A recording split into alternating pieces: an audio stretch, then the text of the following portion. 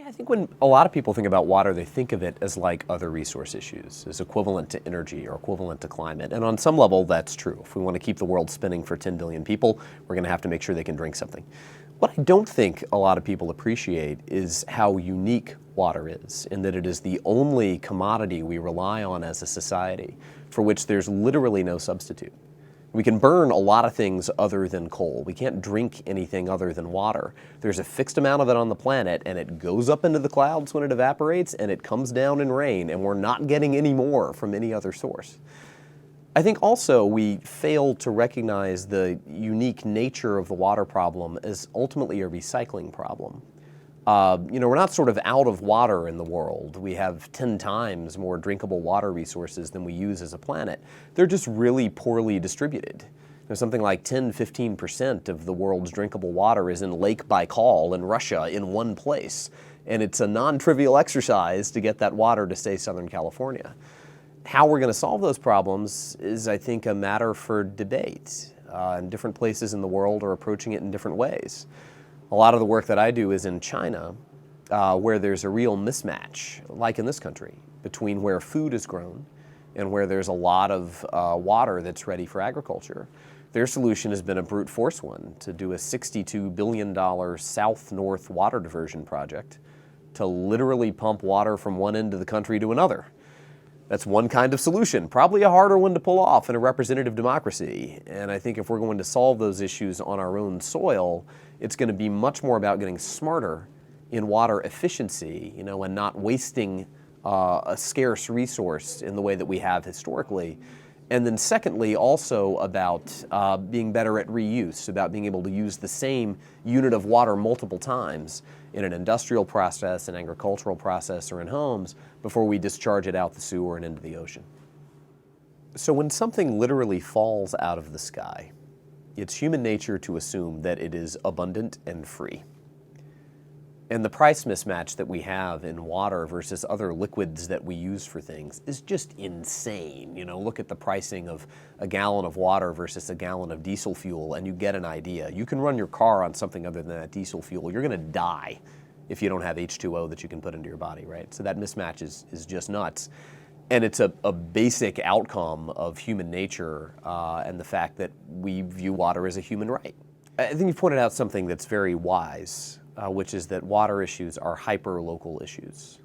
And a solution in one place isn't necessarily a solution in another. For example, here in the greater Boston metropolitan area, there are multiple water treatment facilities.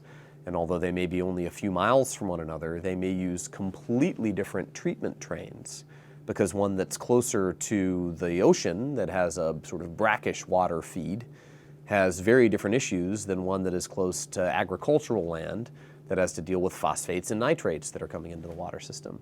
Even though they may be considered really close by geographically, the issues are very different. I think one other factor to think about is that we inherit the sins of the fathers when it comes to addressing our water issues.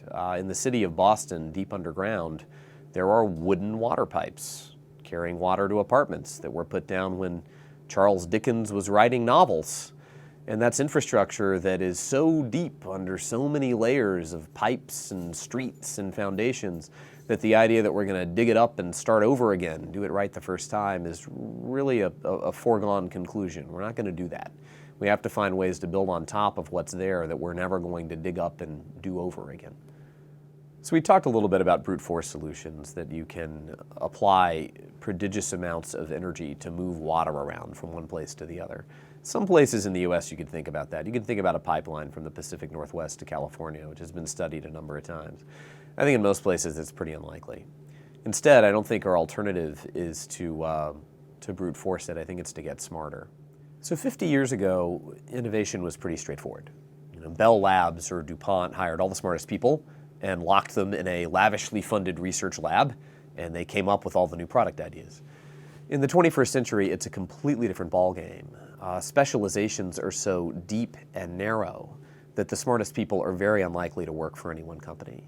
And instead, the game becomes about drawing on these reservoirs of expertise in university labs, in corporate R&D facilities, in garage inventors, sort of all these different sources, and not being able to sort of do research and development, but more connecting and developing, being able to bring all these resources together in a way that manifests itself in a breakthrough product.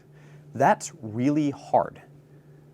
It requires bridging a sort of concatenated set of divides, big company, small company divides, cultural divides, urgency divides, in some cases geographic divides, and that doesn't happen without facilitation. There's also no playbook. It's not like you read a website and find out, well, this is how I do this, right? It's been done 100 times. I think we've seen clusters of innovation like this emerge in the electronics industry. Semiconductors has done a particularly good job of this. I think we've seen it to some extent in renewable energy, and water is now the frontier where we need to bring these disparate parties together to solve big problems. Yeah, I think if Nuon is successful, it can pull it off, and that in water there's sort of unique assets, unique in New England, that can be catalysts for industry. Like, for example, having a development test bed where everybody can get access to municipal water and wastewater streams, plug in your stuff and see if it works. There's really nothing like that anywhere in the world as far as I'm aware, and could be a breakthrough. With that said, the gating factor for all this is going to be money. There's a fixed amount of resource that's required to staff a team, to facilitate meetings, to provide the sort of ongoing maintenance and support that makes a testbed facility actually work versus be derelict after a year and a half. And that's a problem that's going to have to get solved. So it's interesting, geographically, the best case study for what keeps you up at night and what helps you finally rest can often be the same place. One example of that is Australia, which has, similar to the US, a huge divide where the places that grow food are the most water stressed and vice versa. But they've come up with really creative ways of solving these problems. And one of them is that, like most places that have agricultural water networks linked by canals, the way that water went used to involve a guy going out on a tractor, pulling a rope to open a gate, and letting the water flow. That tends to be pretty inefficient, particularly when you're concatenating like 20 gates up and down a canal network. You want water to go to one specific field at a specific time. Instead, most of it is going where you don't want it to be. They've gotten much smarter about that. They have used 21st century technology to deploy a series of automated opening and closing gates that are actuated through a cellular network that allow you to packet switch water, the same way that you packet switch data on the internet. And rather than kind of roughly pointing, go that way for a while until I say stop, you can say, I want this many units to go to this field at this time before we send the rest of the units to this field at that time. And the results have been astounding. The level of water wastage in Australia's farmland provinces is down by something like 30, 40, 50%. If we saw those kind of results in places like the US and places like China that are just beginning to see the same level of urgency, we could turn back the tide and buy a long period of time.